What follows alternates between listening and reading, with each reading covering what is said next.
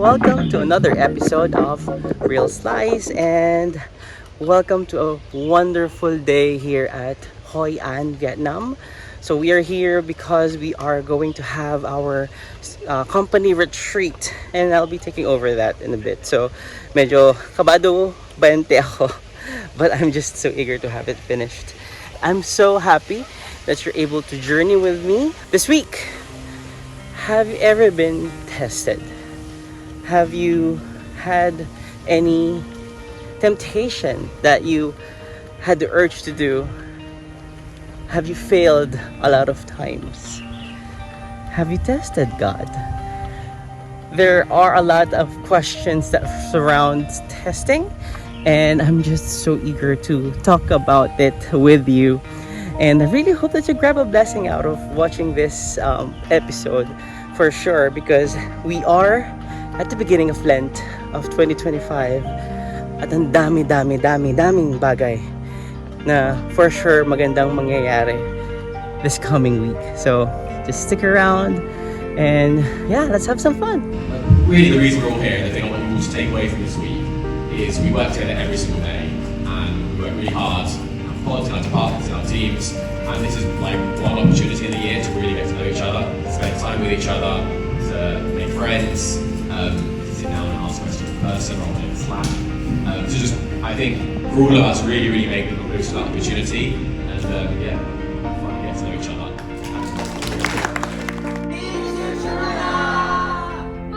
15 people from the UK team, 25 people from the Philippines, 1 person from Vietnam, all traveling in one location. Ako lahat ng bahala doon. It was crazy.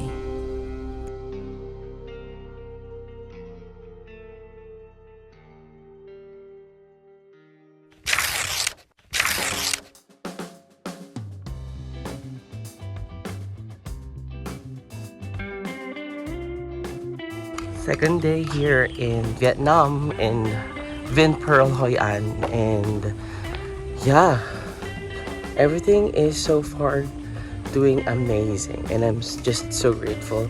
We've had one amazing day yesterday, and ang masaya lang kami. And now I'm off to gym ng very quick. Medyo maaga ako today. Thank God, kasi nakapagpahinga ako ng mahaba-haba kagabi. But that is rightfully so, because the next following days is going to be grueling, especially for me and the people team and the people who are organizing this trip. So it's kind of exciting na sana matapos na rin sana para wala nang isipin. What are your biggest tests today, right now? What is your biggest challenge you're facing? Ako, probably this might be the biggest challenge I'm currently facing, because there's lots of pressure that I needed to focus on. I wouldn't say it's very challenging, but definitely it's a test for me if I'm able to deliver at a certain level internationally, an activity that is people are enjoying, people are maximizing, and people are really wanting, and parang yun, people are happy lang, basically. This is my test for this week. It's been something that's in my mind and in my heart for a very long time already, preparing and leading up to this event. And right now I'm having a great time. And that is for sure by the grace of God, because I cannot do this by myself. I thank God that I have Ken with me, with my supportive leaders with me, and my team members with me. Thank you, Lord.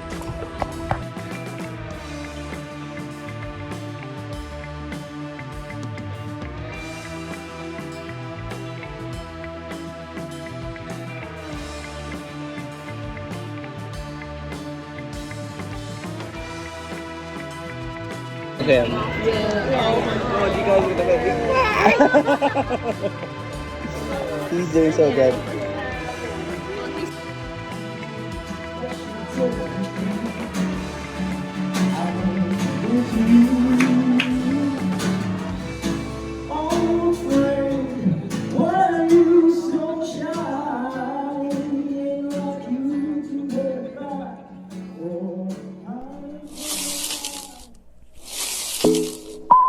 Finally, Wednesday.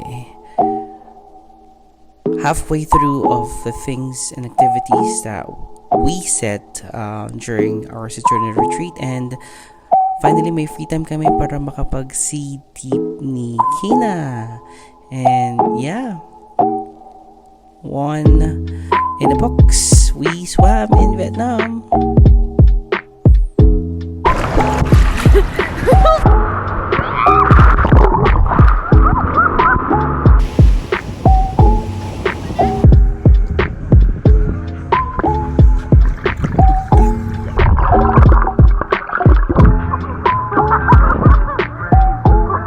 I'll just put it in my mouth. Like, yeah, because I'm the oldest, like, I always have, like, I've been like, don't do that, don't climb there, don't do this, like. And ang sarap lang sa feeling na at this point, lahat ng tao pa rin ay masaya, lahat ng tao ay engaged, lahat ng tao ay safe, lahat ng tao ay fed, lahat ng tao ay walang sakit, and now we're able to, as a team, go to Old Town Hoi An to just enjoy this amazing place. Hey guys! Hi!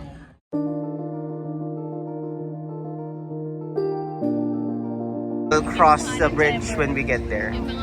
Bato nag-English kayo kasama ko ah. We are in Hoi An and I am with Ami and MC. Hi guys. Say hi guys. Hi! Please share, subscribe, like, and follow. Hello, please like, follow, and subscribe. There you go.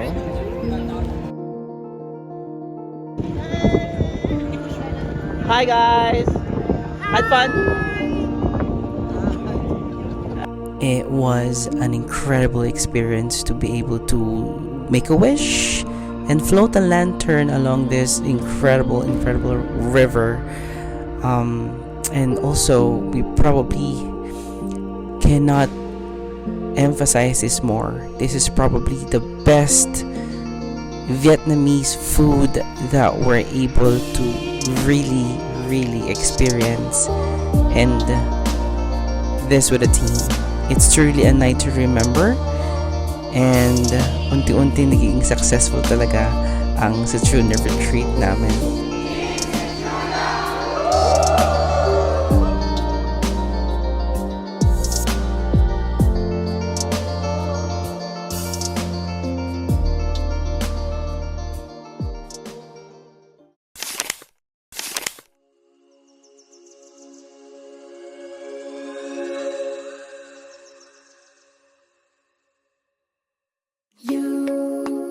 You gonna break my heart.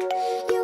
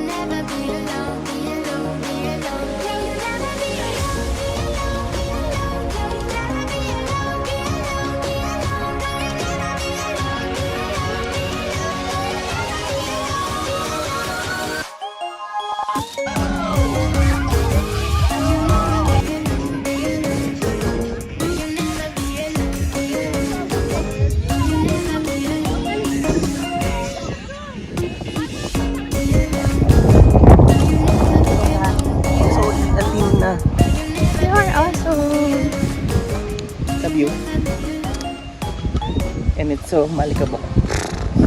It's not alikabok. It's sad. It's sad. That's true.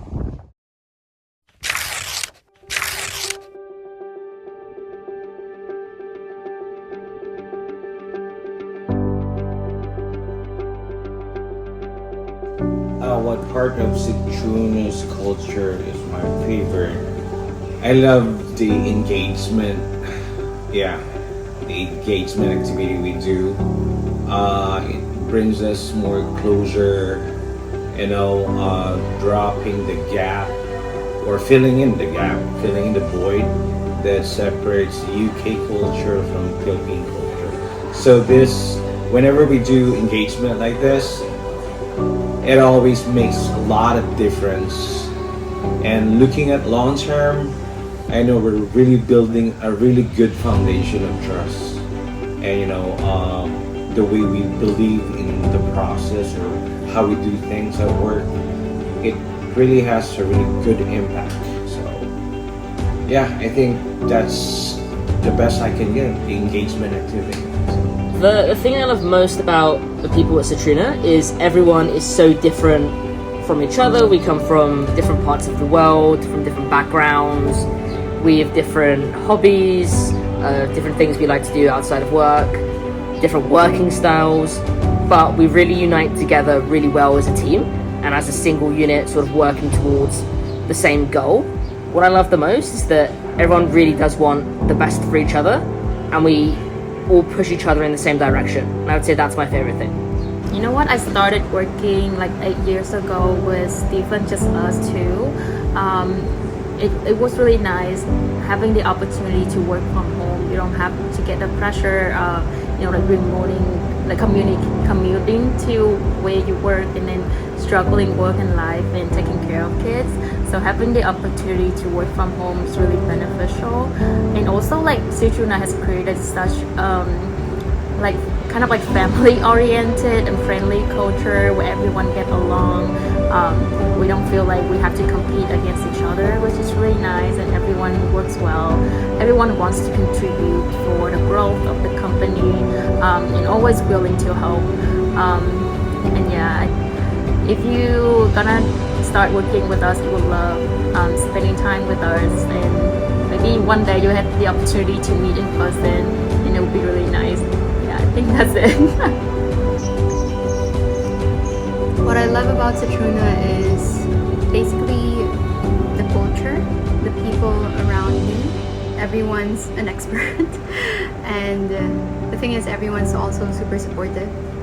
So yeah, I am doing amazing work with amazing people.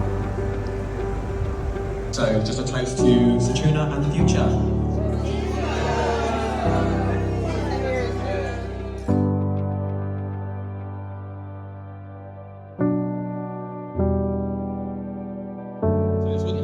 Without many people. Months and months ago, we set up a Slack channel with Rex and Marie and Sophie and Soph and Chris, and there was a lot of ideas.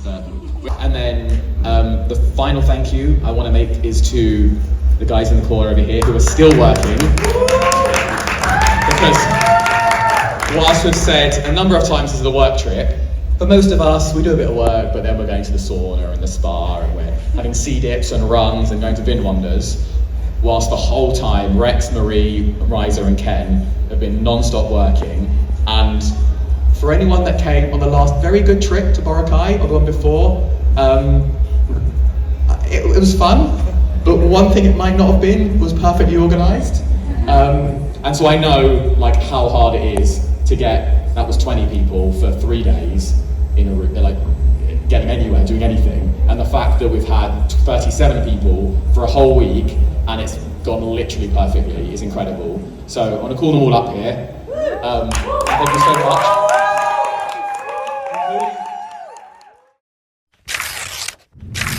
Hey, we're done for the day. We're done for the day. We're done sa 5 araw naming pagkaroon ng maraming ganap. Sabaw na ako at this point. Anyways, we're going to Hoi An now. Old Town Hoi An. Kasi magsusuli kami ng mga bagay. Anong gagawin natin? Shopping. finally we can have our time for ourselves. It's going to be amazing. This may be the biggest test of my entire year, to be honest. I've been planning for this for months and months and months, and this is the culmination of it. This is a good place. Ang ganda naman ng likod mo. Ang ganda, oh. Sobrang saya ng araw na to dahil ngayon ko lang finally. Feeling ko mami nawalan din kasi ako ng malaking pressure. So nawalan ako ng pressure sa mga gawain at ganap sa buhay, no? So ang happy ko lang dahil tapos na. Ngayon we get to have a chance to, you know, experience the real thing. Alam mo ba yung topic for this week? Hello. Katipiran ba yan? Hindi, lalagay rito. Matatawa ka. Alam mo yung topic for this week? What? Temptation. Oh my God! Nagpadala kami sa temptation, guys. So, I'm sorry. We're just human. Oh no. Kami namin gastos. Oh no.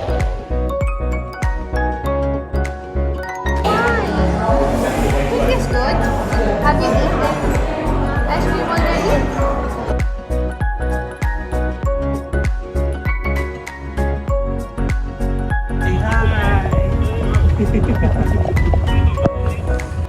And as we end this Truna retreat, ito na rin siguro ang perfect time to probably also ask my newfound friends for their temptation. Anong temptation sa kanila? I have here Aaron. What is your temptation? Yung biggest temptation for me is since sa work kasi namin is really committed ako dun sa to deliver what I have. So, ayun. Lalakasan ka ba? Overwork. Lalakasan ka ba rin? Lalakasan mo para marinig nila. So basically, biggest temptation is really doing, it's like overworking just to complete something, especially if it's a big client or... Kaya siya nananalo ng Client Care Awards. Landslide, for sure. It can be a temptation, pero it's a good thing. That because, well, hindi pa rin siya good thing kasi minsan nakakapuyat nga talaga. Nakakapuyat talaga. Kung kanina, 5 a.m. ako natulog. Kasi... Kay Denmark. Hindi, nag-close ako ng dalawang emails. Ayun, nag-close siya ng dalawang emails. Saka nabuisit ka sa Nabuisit talaga. Nabuisit kay Denmark. Thank you. So may pogi akong kasama ngayon. I'm with Art and ayun nga. Ano ang temptation para sa'yo? Ano ang isa something na mahirap iwasan? Maraming temptation. Lalo na sa pagkain. Ay, oh my God. That's Sarap true. kumain ng mga Bawal. Bawal. Marami, oo, yung mga panggaw sa bawal. Diba? Ano yung, sige, sa lahat ng kinakain ng bawal sa mga may gout, ano ang hirap at awasan? Sumasayaw ka pa man. Siyempre yung mga everyday pagkain natin ng mga Filipino. Unang-una dyan yung Matataba. matataba, baboy. Oh my God. Bawal ka na mag-adobo. Hipon. Kung ano yung masasarap, yun pa yung kailangan iwasan. Alam mo ba dapat pumunta tayo sa seafood area? Ngayon. Ayun nga eh. McDo na lang sabi ko. So yun yung mga mahirap sa'yo. Yes. Well, thank you so much for sharing. So I have here Sophie G and Sophie SH, and we have Meg over there, who's looking awesome and fab. So the question here that we're posing is, what are their temptations? I'll start with Sophie SH. Mine is chocolate. Anything that's open, if it's a big share bag, a packet, I will smash the whole thing and I cannot stop myself. I feel that. How about you, Sophie T?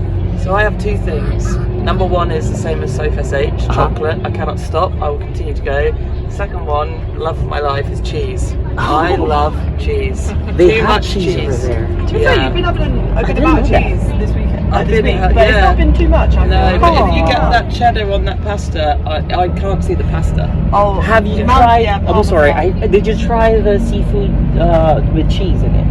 I didn't know. That's when my stomach went south. So there it is. Yeah. Yeah, for sure. My wife cannot stop. How about you, Megan? I also have two. So the first one is pick a mix. Pick a mix. I just can't stop. Like sweets, candy. Oh god, I've actually had withdrawals this week. Like there's not been enough candy. Really? Yeah, I'm not even joking. And the second one would probably be like plans. Like if somebody says to me, "Do you want to do something?" I'm there. Like I can't say no. I guess I have the one. I think that is driven from FOMO more than anything else. But I can't. Like it's such a temptation to me. Like just to book stuff and to be going to things and events. Like I love it. I live for it. Wow. Yeah. Well, thank you guys. Yay! Thank you, Mike. I love you.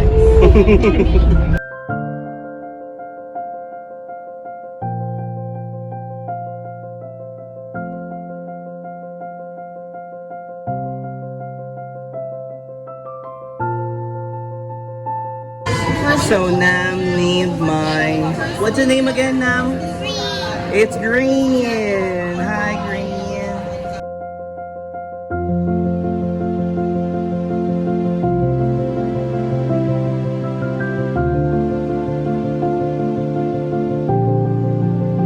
I have here Ami and Raisa.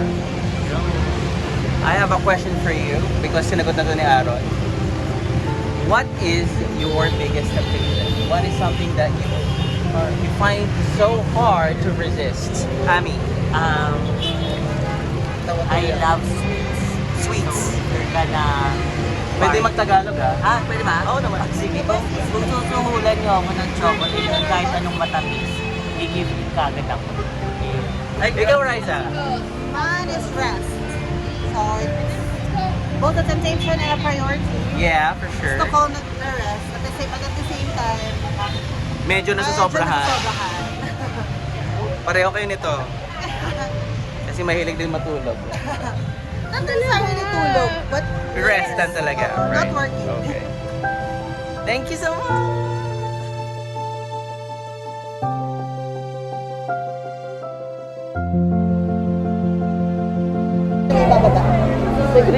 Yeah, you too. Take care. Okay. No, not doing it. I'm not sure for sure. There we go. Paano natin yung luggage natin? Oo. I think it's not yet. Hindi na. Okay. Salamat Message ka pag nagkailangan. Oh, magbabay muna kayo. Bye, guys. That was hard. That was difficult. Ibang ano kayo?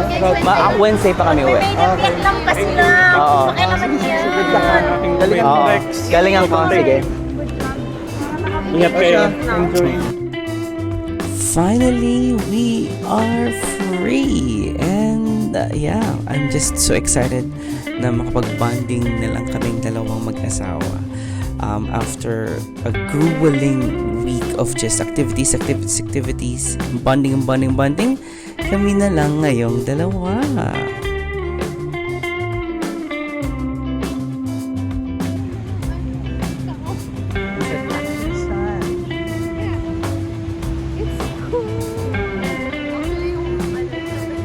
Ba't ka nagpapaa? Ng VinPearl. Kasi diba nag-ano So, ayan na po yung dagat. We are in Dana and it's... Anong temperature ngayon? 22. It's really cold.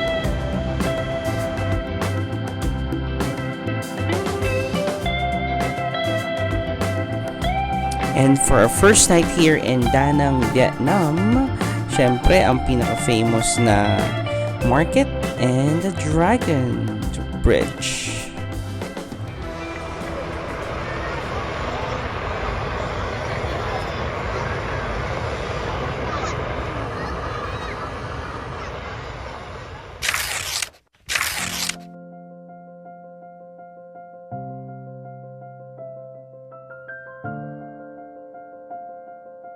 Waiting for Grabe. Our second Sunday here in Vietnam, and my wife looks amazing. Look at her.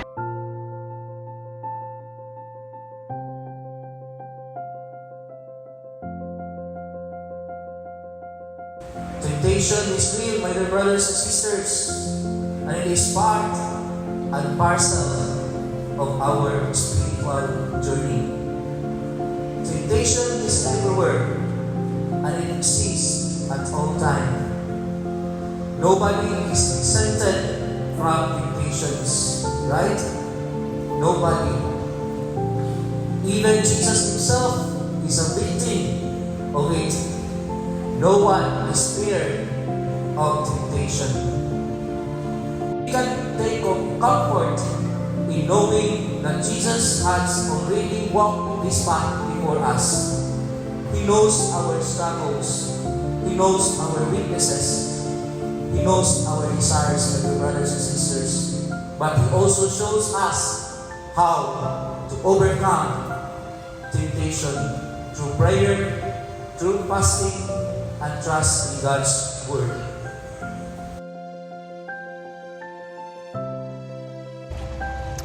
So we are here in Danang Cathedral.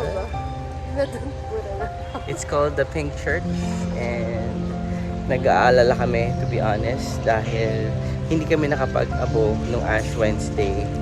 Parang tagal na namin na-skip yon at ayaw namin siyang ma-skip. Pero pinagpasa Diyos na namin siya.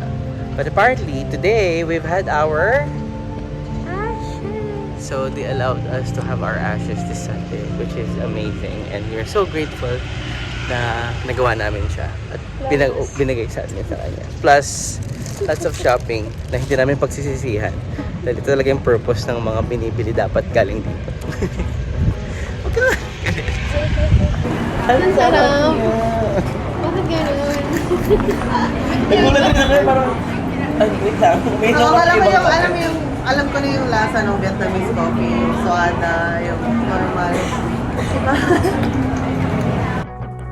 And we're so happy that we have Riza with us to go in another adventure.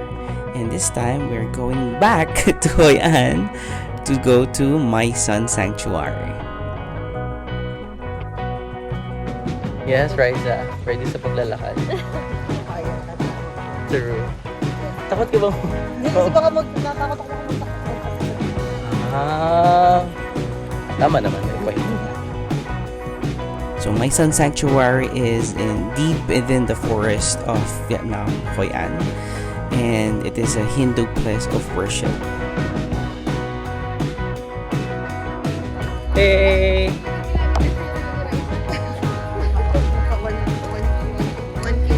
So off the beaten path kami mga guys. Aray! Oo nga kayo. Bawal maging kwento sa My Son, no? Mababog naman po sana.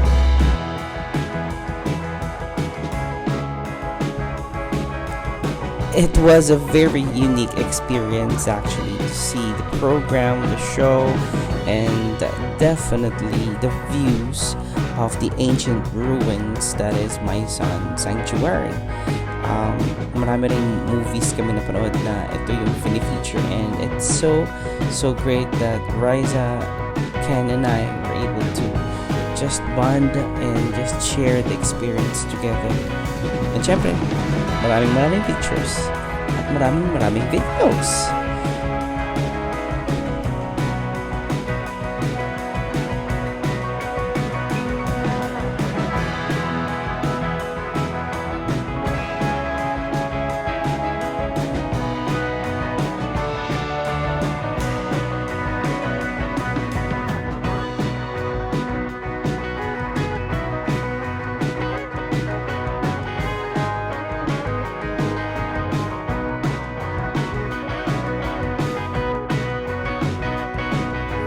And just like that, we are on our way back home.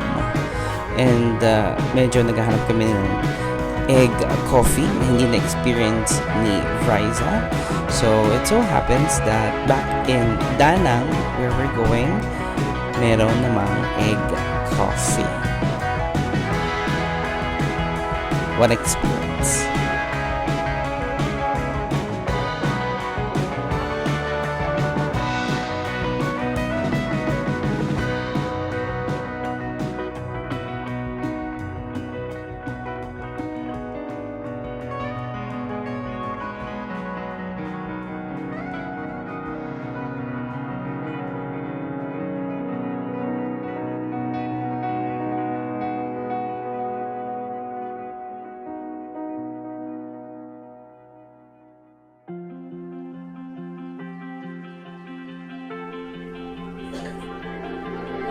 having temptations is only human.